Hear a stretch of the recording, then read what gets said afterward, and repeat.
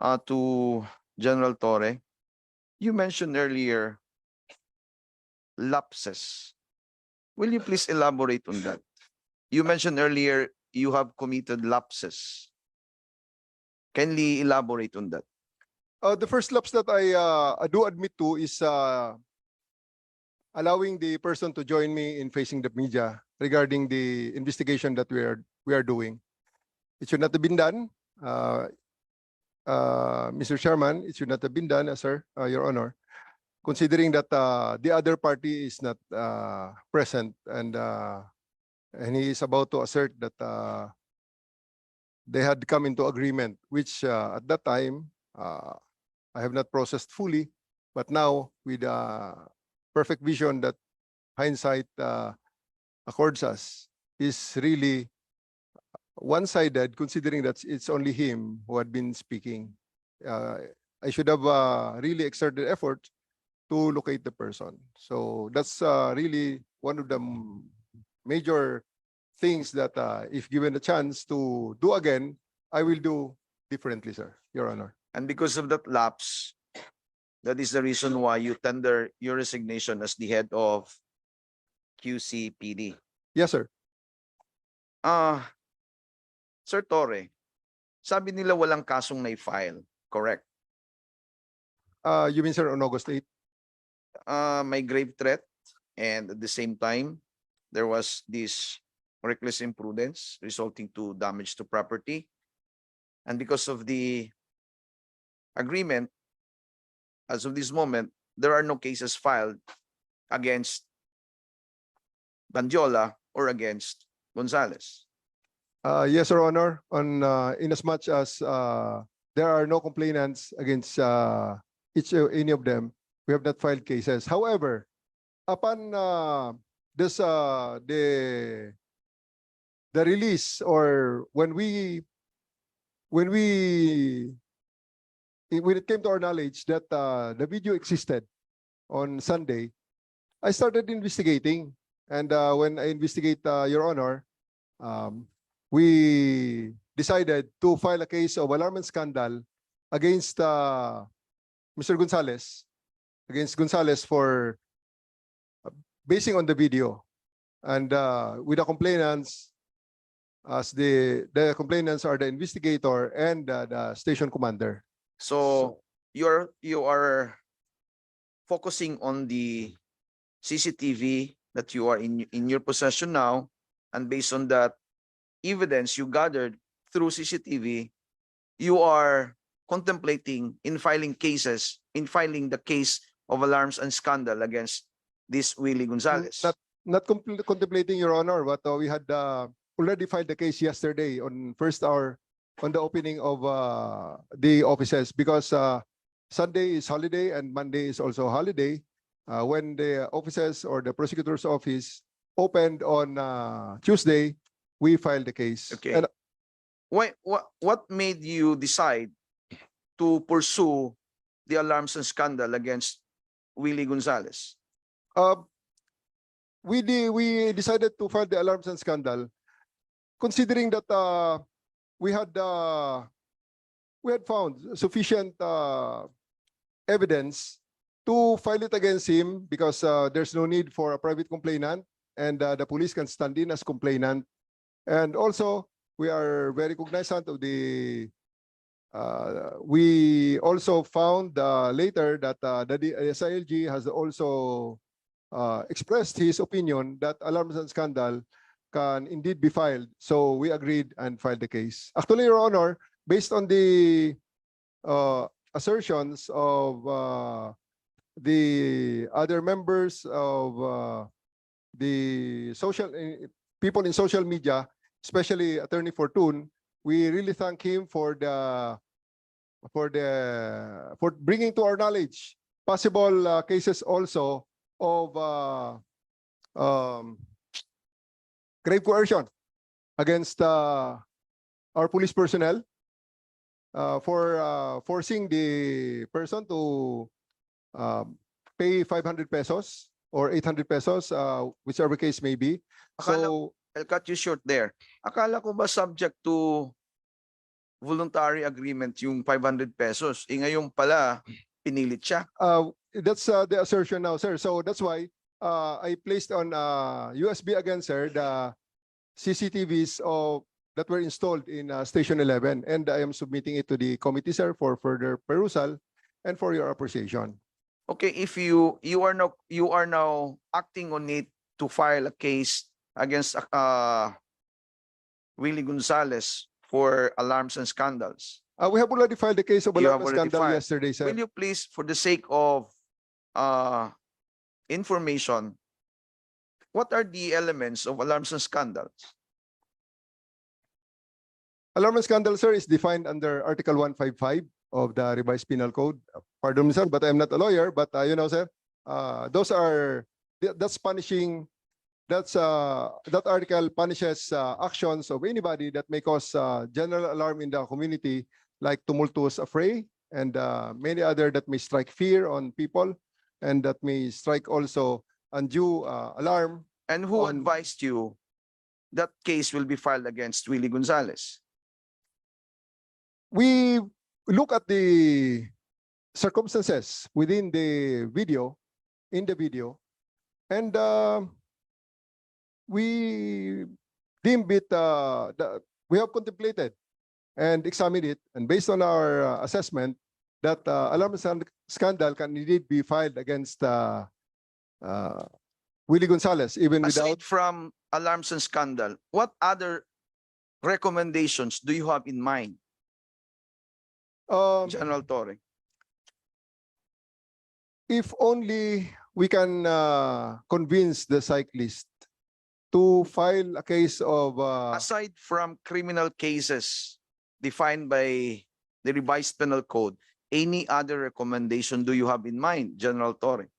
against Willie Gonzalez, sir, is of course on his What about recommendation for crafting, amending existing laws so that there could be stable peace in the Philippine streets, as they said?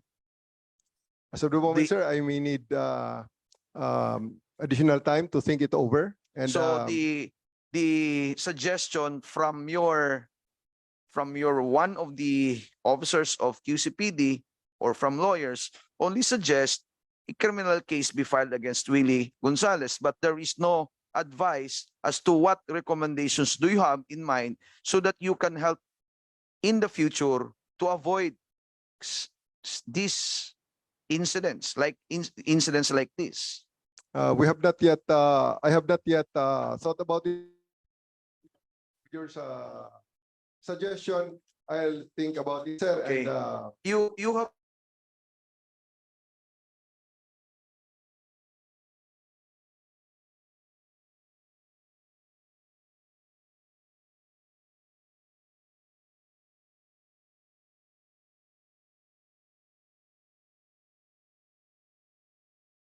expert. using your length in service as PNP officer, you became a general. Probably you have 20 more years in experience as PNP officer. You know what is the manner, behavior, and you can read behavior of criminally minded people.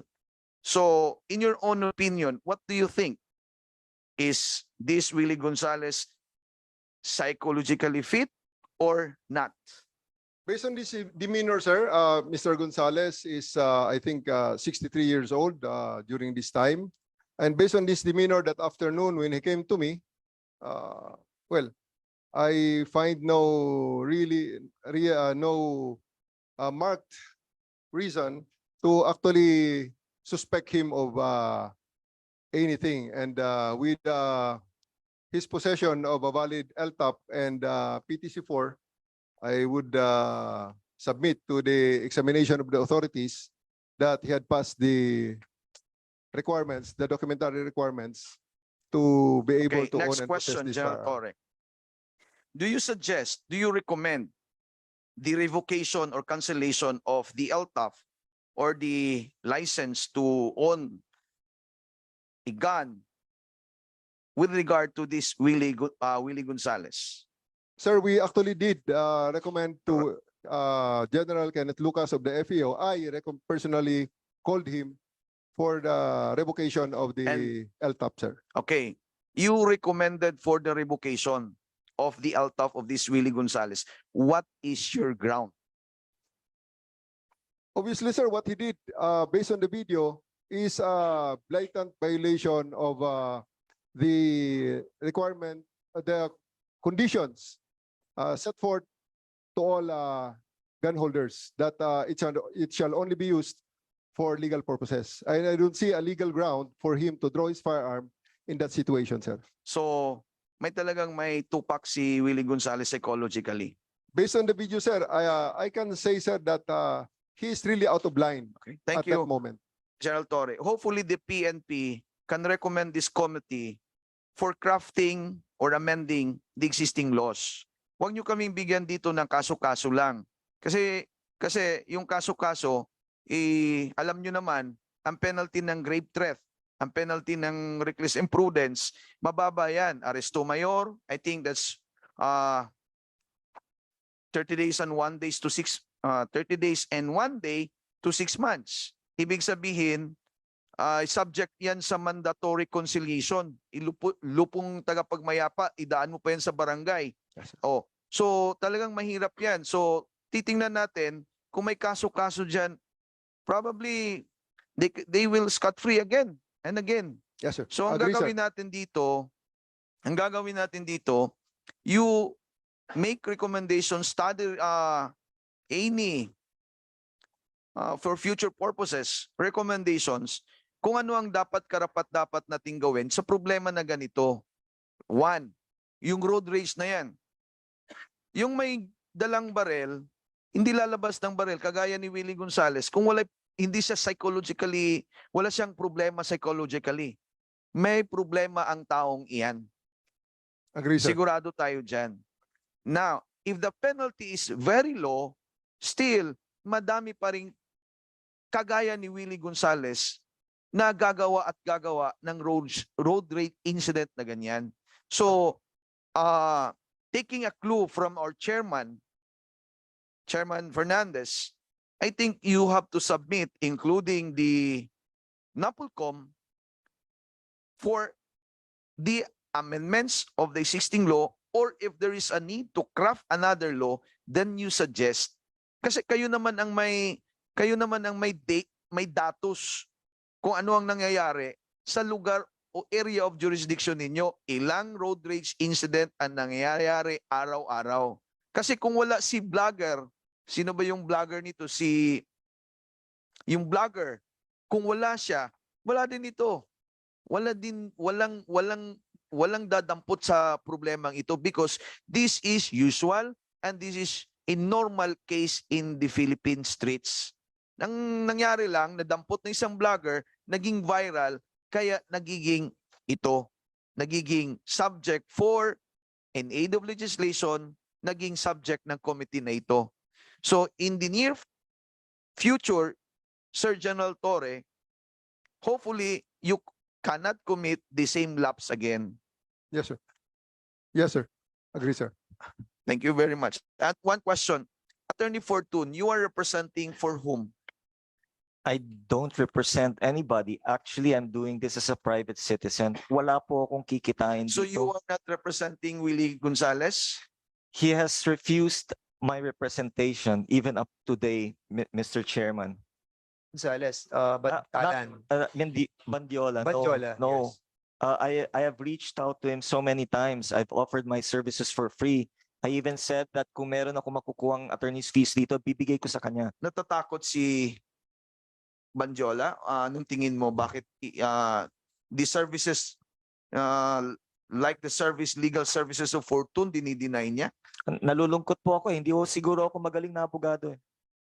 Baka gusto niya yung ibang lawyers na at any rate. So I was thinking that you are representing Willie Gonzalez. It's the other way around. That's correct, Mr. Chairman. I actually represent the cycling community as the moderator of the Pinoy Road Bikers. It is the largest cycling forum in the Philippines with 86,600 plus members. And So- we are all outraged by this. We don't want this to happen to any of us.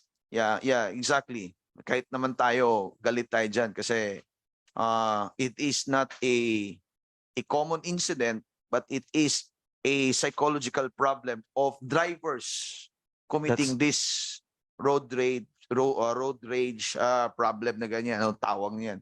At That's any correct. rate, Mr. Fortune, Attorney Fortune, Yes, Mr. when Chair. your manifestation or your statement just earlier, you mentioned about crafting laws Yes, Mr. Chairman. and at any rate, in any manner, amending existing laws. That's correct, Mr. Chairman. Oh, sinabi mo kanina you are willing to work with Bandiola pro bono. Definitely, Mr. Chairman. Can you work with us pro bono Yes, Mr. in Chairman. crafting new laws? I And will at the help same you, time, Mr. Chairman. thank you very much. I'll contact with you, Attorney Fortune.